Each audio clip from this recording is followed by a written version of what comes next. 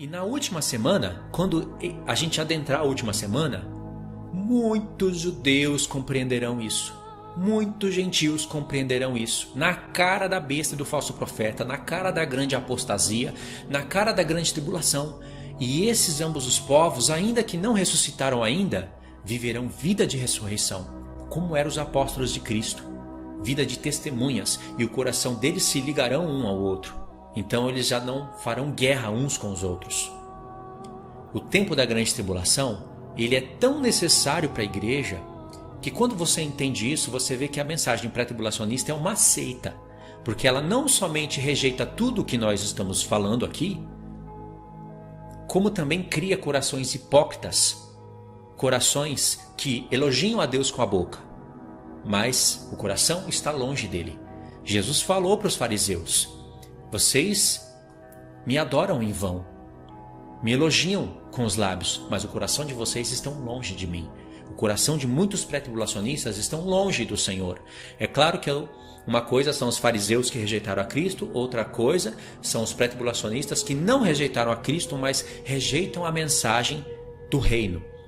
Em que sentido? No sentido de não quererem visualizar o reino de Cristo como ele é, impedirem das pessoas se prepararem para a grande tribulação. A grande tribulação vai limpar o povo de Deus de todas as doutrinas. Quase todas elas cairão por terra no tempo da grande tribulação. Então os pré-tribulacionistas criam recursos de retóricas hipócritas, egoístas. Agora deixa eu pegar uma linha com a outra. Eu sei que a seita dos calvinistas é nojenta, repugnante. E as pessoas se tornam repugnantes porque você é representado pelo que você prega. A mensagem do joio é o que você fala. Se você fala um joio, você se torna um joio. Então não pense que Jesus odeia somente a mensagem pré-tribulacionista. Ele odeia os pré-tribulacionistas. Isso eu estou falando dos teimosos, entendeu? Ele odeia. Não quer dizer que vai perder a salvação. Depende das obras. Agora, muito mais a mensagem calvinista. Jesus não odeia só a mensagem calvinista. Ele odeia os que pregam essa mensagem. Sabia que Jesus odeia? Está escrito na palavra. Não está escrito que ele odeia os calvinistas, mas está escrito que ele odeia as pessoas que fazem discursos torcendo a palavra dele, torcendo a verdade. O profeta Isaías, por exemplo, Isaías capítulo 5, fala: ai daqueles que pegam o doce e chamam de amargo, e o que é amargo chama de doce. O que é injusto fala que é justo, e o que é justo transforma em injusto. E assim ensina ao povo: ai desses. Muitos calvinistas são odiados por Deus, sim. Entendeu? Agora, nós que estamos em carne, nossa luta não é contra carne e sangue. Mas eu sei discernir que há demônios nesses homens e nessas seitas. E por detrás disso há interesses em dízimos, em alimentar o seu próprio ventre e distanciamento da verdade para a criação de apostasias. Eu consigo discernir isso. E eu não mudo a minha palavra nem para a esquerda nem para a direita. Essa vai ser a minha palavra até o fim. Porque se eu tiver errado, eu sei a punição que vai vir sobre mim. Agora, se eu tiver certo, eu não vou ser culpado do sangue de ninguém. Porque calvinistas vão receber culpa de sangue de outras pessoas. Até a mensagem pré-tribulacionista vai receber culpa de sangue. Agora não tem problema, né? Agora não tem grande tribulação. Quero ver quando ela vier. Aí a história muda. Entendeu? Por isso que você precisa conhecer o que eu estou falando, para você se libertar dessas prisões. São prisões, são seitas.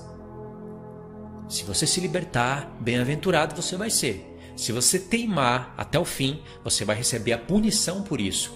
Isso está arriscado a te tirar do reino de Cristo. Tem pessoas que nem conseguem compreender isso que eu estou falando. Como assim perder o reino de Cristo, não perder a salvação? Que nova doutrina é essa? Isso não é nova doutrina. Isso está escrito na palavra. Só que como não é o assunto desse vídeo aqui, eu não posso fundamentar pelos textos escritos. Mas está escrito. Você pode perder o reino de Cristo, mas não perder a salvação. Você pode perder tanto o reino, como também perder a salvação no grande trono branco. É isso que vai acontecer com muitos calvinistas. Eles vão receber 3 bordoadas na cara, muitos deles. as 3 que eles pregam vão recair sobre eles, porque Deus é justo e Deus faz assim. Eles pregam que obras não salvam, nem a da fé. Obras da lei a gente sabe que não salva depois de Cristo, porque antes de Cristo o assunto é outro. Prega que o milênio é agora, não tem milênio literal. É utopia milênio literal para eles. E pregam que ninguém perde a salvação. Ok, vai vir o milênio de Cristo, muitos deles vão ficar fora do milênio literal. Ridículo, né? O que eles pregavam vão cair sobre eles. Reino de Cristo veio, literal. Se eles pregam toda essas porcaria e eles entrarem no reino como reis e sacerdote, até os católicos romanos, adoradores de Maria, entram. Quem vai ficar fora? Se um demônio calvinista desse penetra o milênio de Cristo, pregou a vida inteira que ele é o queridinho, o eleito de Deus, que ninguém perde a salvação. A mãe dele que dane-se para o inferno se Deus não quis salvar. O pai também, dane-se, vai para o inferno. Deus quis me salvar. E eu não posso nem questionar a Deus porque eu sou barro. E é justo. Tem que se alegrar com isso. Porque se isso é justo, então eu tenho que considerar justo e tenho que me alegrar. E olha lá se Deus não estiver me chamando somente para eu pregar o evangelho e depois me rejeita. Depois que eu pregar, ele me rejeita. Eu não era um verdadeiro eleito, como acontece supostamente em Hebreus 6, que eles mesmos ensinam. Por isso que eu falo, são demônios, não são homens, somente homens. São demônios. Demônios usam o nome de Cristo, usam a palavra salvação, usam o poder do Espírito Santo na sua fala, canta, louva. Demônios fazem tudo isso hoje. Isso que Deus me deu se chama discernimento de espíritos. São poucas as pessoas que têm. E Deus me deu e eu aperfeiçoei. E ainda tenho mais que aperfeiçoar. Eu jamais vou me assentar na mesa com um calvinista para comer. Porque eu não posso me compactuar com trevas, nem com demônios. É diferente um pré-tribulacionista. Nesse caso é diferente. Entendeu?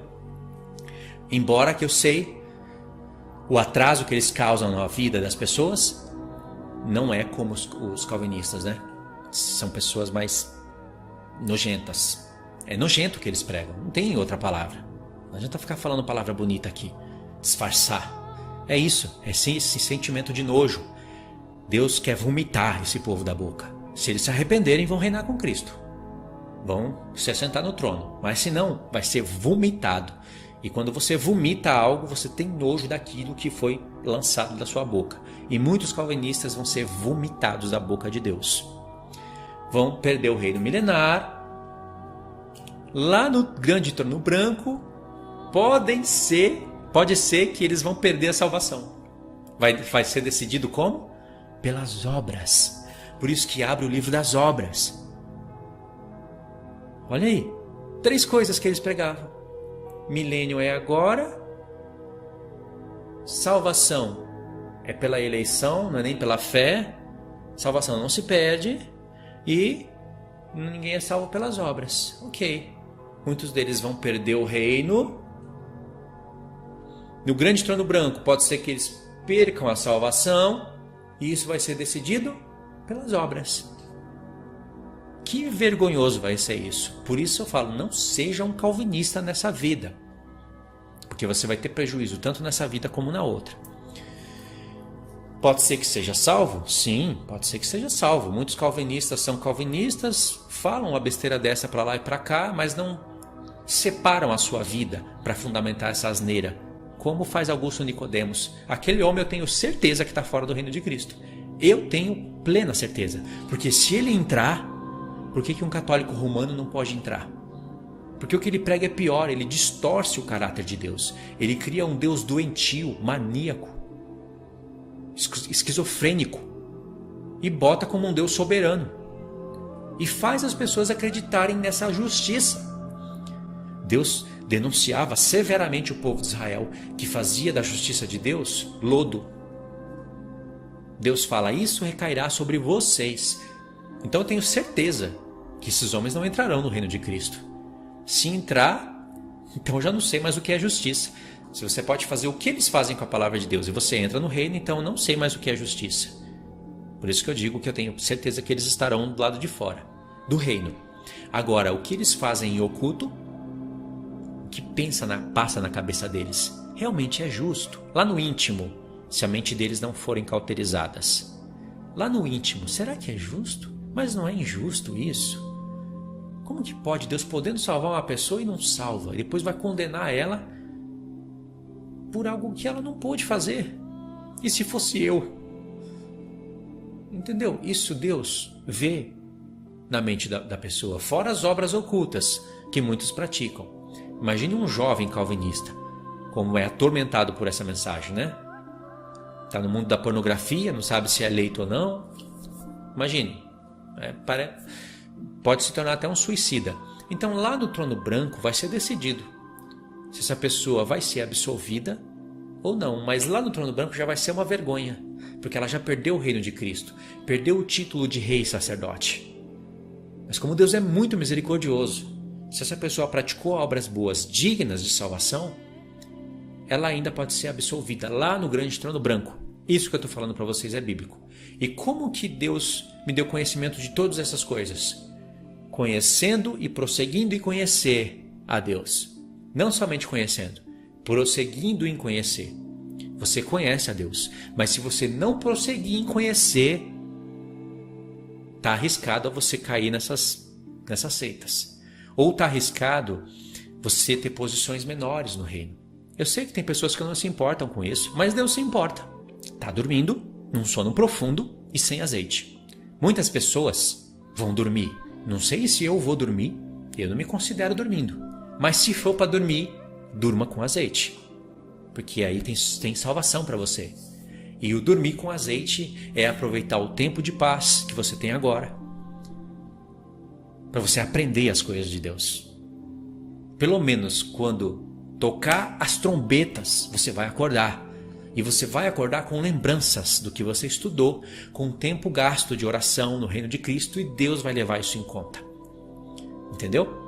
Então o tempo da grande tribulação é necessário para todos. E ali a pré-tribulacionista acha que isso é injusto. Ela acha justo a igreja ser arrebatada antes dos 7 anos, ficar numa posição ali em cima de todos, alto monte, assistir ali de camarote aos seus familiares sendo trucidados. Porque os que vão morrer na grande tribulação, muitos deles são esposa do Cordeiro, vão ficar sem bodas, vão sofrer a ira de Deus e eles vão estar se alegrando. Eu duvido você, sendo homem, fazer uma festa de casamento na mesma semana em que na sua família está tendo velório. Eu duvido você, sendo homem. Como Jesus, sendo Deus e sendo justo, vai fazer festa de casamento com muitas famílias, onde praticamente em quase todas as famílias das que foram arrebatadas vivas, os seus que ficaram, mas vão ser salvos, vão estar morrendo, sofrendo coisas que elas nem estavam dispostas. Pelo menos os que ficaram na grande tribulação estarão dispostos a entregar a sua vida pelo Senhor. Eles não estavam dispostos, era injusto para eles. Mas para os seus familiares que ficaram, porque, aspas, não estavam vivendo santidade, vai ser justo. Então, irmãos, isso que eu queria dizer há algum tempo atrás, quando eu falava de coração hipócrita, coração invejoso, entendeu? E eu disse também, vamos comparar uma linha com a outra. Não disse? Vamos comparar o pré-tribulacionismo com o calvinismo. Ainda que o calvinismo é nojento, pelo menos eles falam, não, nós somos os eleitos de Deus. Mas também que se tiver que sofrer pelo Senhor, entregar a nossa vida pelo Senhor, vamos passar pela grande tribulação. É mais justo. Entendeu? Ainda que eles tenham aqueles defeitos horrorosos, eles não são escapistas. Agora, os pré-tribulacionistas falam, não, salvação se perde, etc, etc. Mas, grande tribulação? Você está doido? Já caiu em Jesus a grande tribulação, a ira de Deus. Os apóstolos sofreram, sim, foram mortos de ponta cabeça, degolados, decapitados, ainda pessoas morrem assim hoje, mas isso faz parte das tribulações da vida. Eu já vi pastor falando isso, irmão, mas dá vontade de dar um tapaço na cara de um homem desse. Eu vou deixar para Jesus, porque se depender de mim, dá vontade de dar um tapaço na cara de um homem desse e falar, para de ser hipócrita. Homem egoísta. Faz parte das tribulações da vida. Então, vai lá. Quero ver se isso recair sobre você. Se você vai dar um testemunho desse. Você acabou de falar que é injusto a igreja sofrer. mas não é grande tribulação com G maiúsculo. Eu já vi eles falarem isso também. Não entenderam o que é grande tribulação? Realmente não entenderam. Então são pessoas egoístas e hipócritas. A doutrina das duas casas de Israel te liberta desse egoísmo e dessa hipocrisia. Te acende 7 lamparinas na sua frente. Faz você virar uma menorá. Se você conhecer e prosseguir em conhecer. Isso está em Oséias 6. Agora, para finalizar esse vídeo aqui, que eu disse que eu não ia ler textos, eu vou mostrar esse texto para vocês.